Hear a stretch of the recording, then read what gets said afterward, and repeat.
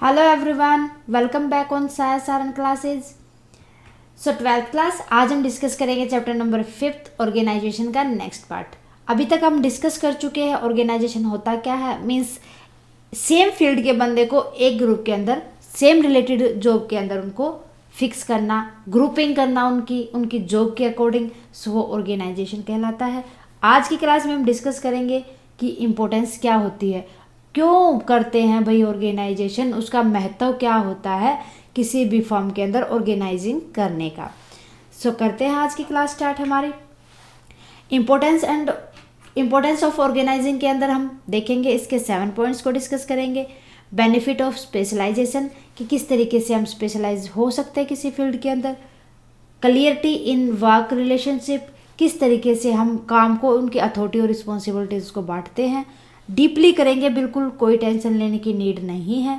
मेरे को पता है कि पॉइंट से काम नहीं चलने वाला, हमारे एग्जाम के अंदर केस स्टडीज़ आती है, सो उसी अकॉर्डिंग से हम हर एक पॉइंट को डीपली पढ़ेंगे। थर्ड पॉइंट को डिस्कस करेंगे, ऑप्टिमम यूटिलाइजेशन ऑफ रिसोर्सेज, कि जितने भी रिसोर्सेज होते हैं हम उनको ईजीली यूज़ कर पाते हैं प्रॉपर तरीके से। इफ़ेक्टिव एडमिनिस्ट्रेटिव, कि किस तरीके से सुपीरियर और सुपरविजन के सुपीरियर और जितने भी हमारा सुपरवाइज कर सकते हैं हम चीज़ों को, सबॉर्डिनेट और सुपीरियर को डिसाइड कर सकते हैं। अडॉप्शन टू चेंजेस, अगर बिजनेस एनवायरनमेंट के अंदर कोई भी चेंजेस होते हैं तो हम उनको किस तरीके से, अगर ऑर्गेनाइजेशन है तो ऑर्गेनाइजेशन के अकॉर्डिंग उनको इजीली अडॉप्ट किया जा सकता है। डेवलपमेंट ऑफ पर्सनल, कि किस तरीके से एक एम्प्लॉय को डेवलप किया जाएगा। एक्सपेंशन एंड ग्रोथ, किस तरीके से एक एंटरप्राइज को हम एक्सपेंड कर पाएंगे और उसके अंदर ग्रोथ लेके आएंगे। सो करते हैं हर एक पॉइंट को स्टार्ट। फर्स्ट पॉइंट है इंपॉर्टेंस का, बेनिफिट ऑफ स्पेशलाइजेशन। देखो भाई, अगर हमने ग्रुपिंग की है, जिस एबल है, जिस योग्य है कोई भी एम्प्लॉय, उसको हम सेम जॉब अगर उसको प्रोवाइड करते हैं। एग्जाम्पल देखो, मेरे को फुटबॉल खेलना बहुत पसंद है। अगर मैं डेली के डेली फुटबॉल खेलती रहूँ तो आफ्टर सम टाइम क्या होगा कि मैं उसके अंदर स्पेशलाइज हो जाऊँगी। जितने भी मेरे सामने जो भी खिलाड़ी आएंगे मैं उनको डिफेक्ट करने में पॉसिबिलिटी होगी मेरे पास। सो किसके ऊपर बेस हुआ वो, कि मेरा इंटरेस्ट भी था फुटबॉल के अंदर और मेरे को किया भी मैंने वो काम और लॉन्ग टाइम तक। इसी तरीके से अगर बात की जाए बिजनेस के अंदर, एंटरप्राइज के अंदर, अगर बंदे को उससे रिलेटेड जॉब प्रोवाइड करी जाए तो वो काम को बड़े ही अच्छे से करेगा और सिस्टमेटिक तरीके से करेगा। जितनी भी उसको रिलेटेड जो काम है उसको डिवाइड कर दिया जाए तो उसका वर्कलोड भी कम होगा और वो अपनी परफॉर्मेंस को भी बढ़ा देगा। इस तरीके से वो धीरे धीरे काम करते करते उस फील्ड के अंदर स्पेशलाइज हो जाएगा। यही फ़ायदा होता है ऑर्गेनाइजिंग करने का। Okay, organisation lead to a systematic allocation of job among the workforce, किसके अकॉर्डिंग, कि हमने जॉब को अलोकेट तो कर दिया सिस्टमाइज, जिस एबल था वो एम्प्लॉय उसको उसी तरीके की जॉब दे दी, तो उससे क्या होगा, उसका वर्कफोर्स काम करने का तरीका बढ़ेगा। एंड जब हमने काम को बांट दिया है तो उससे क्या होगा, division of work into smaller job reduce workload, तो वर्कलोड कम हो जाएगा। एंड इनहेंस प्रोडक्टिविटी, किसको बढ़ावा मिलेगा, प्रोडक्टिविटी को। And repetitive performance lead to specialisation, अगर बार बार हम काम करते रहेंगे सेम फील्ड में तो हम एक दिन उसके अंदर स्पेशलाइज हो जाएंगे। क्लियर है। सो ये था फर्स्ट बेनिफिट, फर्स्ट जो इंपॉर्टेंस है ऑर्गेनाइजिंग की, कि ऑर्गेनाइजिंग करती क्या है। ओके, अब बात करते हैं second, clarity in working relationship.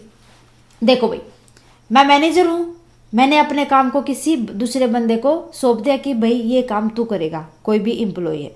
सो मैंने क्या किया, मेरे पास लिमिटेड अथॉरिटीज, मेरे पास अथॉरिटी थी, मेरे को जो काम करना था मैंने क्या किया, अपनी अथॉरिटी को किसी अदर बंदे को सौंप दिया, अदर एम्प्लॉय को सौंप दिया, भाई तू करेगा मेरे बिहाफ में, क्योंकि उसके पास लिमिटेड अथॉरिटीज थी। ओके, अब वो रिस्पॉन्सिबल कौन होगा उस काम का, मेरे को दिया था मेरे सीईओ ने काम। सो अगर उस बंदे ने कोई गड़बड़ी की तो कौन रिस्पॉन्सिबल होगा, मैं रिस्पॉन्सिबल होंगी, क्योंकि मैंने अथॉरिटी दी है उसको अपने काम करने की, वर्कर को, एम्प्लॉय को। सो इस तरीके से जो ऑर्गेनाइजिंग होता है वो जितनी भी जॉब होती है उनसे रिलेटेड अथॉरिटी और रिस्पॉन्सिबिलिटी को डिफाइन कर देता है इजीली कि कौन रिस्पॉन्सिबल होगा और उस किसकी अथॉरिटी होगी उस काम को करने की। ठीक है, अब बात करते हैं third, optimum utilisation of resources. अब देखो भाई, हम किसी भी काम को बड़े अच्छे से करते हैं, मेरे को पता है कि मेरे को इस चीज़ की नॉलेज भी है, मैं इस चीज़ के अंदर, इस फील्ड के अंदर एक्सपर्टाइज भी हूँ। मान लो कि एक एम्प्लॉय है, उसको परचेजिंग की नॉलेज है, अगर उसको परचेज से रिलेटेड ही काम दे दिया जाए तो क्या करेगा, उस काम से रिलेटेड, परचेजिंग से रिलेटेड जितने भी रिसोर्सेज होंगे, चाहे वो नेचुरली हो, चाहे वो फाइनेंशियल हो, चाहे वो खुद हो, तो उसको अपने रिलेटेड काम के ऊपर वो पूरा फोकस करेगा, उसको फुली यूटिलाइज करेगा। ऑर्गेनाइजेशन यही करता है, यही कहता है कि काम को इस तरीके से बांटो, ग्रुप को, लोगों को इस तरीके से डिवाइड करो कि जिस काम में वो एक्सपर्ट हो उसको वही काम दिया जाए। ठीक है, यही इसकी इंपॉर्टेंस हो जाएगी। अगर वो अच्छे से प्रॉपरली किसी भी असाइनमेंट को पूरा करता है तो वो डुप्लीकेशन को अवॉइड कर देगा, काम को डुप्लीकेट नहीं होने देगा, पूरा मन लगा के उसके अंदर काम करेगा। अगर मन लगा के काम करेगा तो जितने भी वो उसके पास रिसोर्सेज है उनको वेस्ट होने से रोकेगा, उनका प्रॉपर यूज करेगा। ठीक है, थर्ड इंपॉर्टेंस यही कहती है ऑप्टिमम यूटिलाइजेशन ऑफ रिसोर्सेज की। अब बात करते हैं फोर्थ, इफेक्टिव एडमिनिस्ट्रेटिव। अब मैंने आपको एक पॉइंट बताया था रिस्पॉन्सिबिलिटी एंड अथॉरिटीज को, उसी पॉइंट से क्लियर होगा। हमने क्या किया, एक डिस्क्रिप्टिव जॉब दी, एक बंदे को प्रोवाइड कर दी, उसको बता दिया कि भाई, पहले तो हमने उसको जॉब दी है, फिर उसको बताया कि आपकी ड्यूटीज ये हैं, बता दिया। सो उससे रिलेटेड ही हमने जॉब दी, उससे रिलेटेड ही ड्यूटी दी, उसको जितने भी कंफ्यूजन होते हैं उसके काम से रिलेटेड वो क्लियर हो जाएंगे, अवॉइड करेगा, और उस काम को कभी भी वो डुप्लीकेट नहीं कर पाएगा, प्रॉपर तरीके से करेगा। ठीक है, ये था इफेक्टिव एडमिनिस्ट्रेशन। एडमिनिस्ट्रेशन का मतलब क्या होता है कि प्रॉपरली अगर कोई भी अदर जितने भी एम्प्लॉयज़ है उनके बीच में कोई कन्फ्यूजन वगैरह है काम को लेके, किसी भी तरीके से उसको ये अवॉइड करके चलता है। Clarity in working relationship enable proper execution of work which result in effective administrative. अगर उसको काम करने के अंदर कि ना उसको पता है कि उसको क्या काम करना है, ना उसको ये पता है कि उसको कितना काम करना है, उसके काम ड्यूटीज़ क्या है, तो उस थोड़ा सा लेजी टाइप हो जाएगा, अपनी इफेक्टिव को नहीं दे पाएगा। सो उससे क्या होगा, इनइफेक्टिव एडमिनिस्ट्रेशन होगा, अदर एम्प्लॉय के साथ भी उसका कन्फ्लिक्ट होता रहेगा इस तरीके से। ओके, सो ऑर्गेनाइजेशन में ऐसा कुछ नहीं होता, ऑर्गेनाइजिंग सारी चीज़ों को क्लियर करके चलता है। ओके, अब बात करते हैं फिफ्थ, अडॉप्शन टू चेंजेस। किसी भी ऑर्गेनाइजेशन के अंदर ऑर्गेनाइजिंग क्या करके चलता है, किसी भी ऑर्गेनाइजेशन के अंदर जितने भी उस बिजनेस के एनवायरनमेंट का, उसके अगर कोई भी चेंजेस होता है तो उसके ऊपर जो इफेक्ट पड़ता है उसके अंदर वो फ्लेक्सिबिलिटी लेके आता है, अलाउ करता है कि उन चेंजेस को अडॉप्ट कर सके।